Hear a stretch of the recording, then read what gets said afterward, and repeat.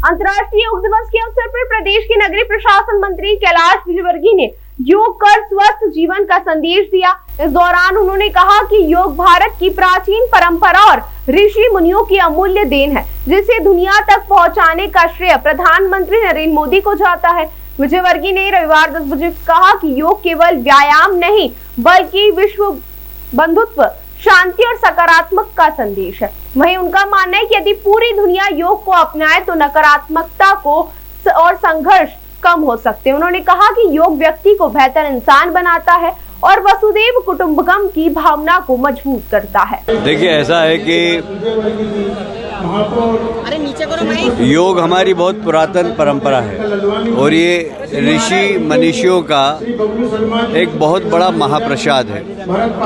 ये मानवता के लिए उन्होंने दिया था और 1000 साल की गुलामी के कालखंड में हम योग के महत्व को भूल गए थे। मुझे बहुत गर्व है कि हमारे देश के यशस्वी प्रधानमंत्री जी, जो स्वयं योगी हैं, प्रतिदिन योग करते हैं, उन्होंने योग दुनिया में जाए, क्योंकि योग पॉजिटिविटी देता है, योग शांति का संदेश देता है, योग विश्व बंधुत्व का संदेश देता है।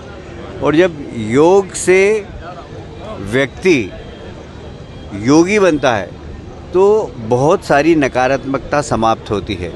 मेरा दावा है कि यदि दुनिया योग करना सीख जाए और योग को अंगीकार कर ले तो एटॉमिक शक्ति बनना बंद हो जाए, क्योंकि विश्व बंधुत्व की भावना आ जाए। सारा विश्व एक परिवार है, सर्वे संतु निरामया की बात आ जाए। और इसलिए मुझे ऐसा लगता है कि योग एक ऐसा सरल और अच्छा मार्ग हमारे ऋषि मनीषियों ने दिया है जो विश्व बंधुत्व की भावना सिखाता है और दुनिया में जो कटुता है, जो विषमता है, उसको समाप्त करने का संदेश देता है।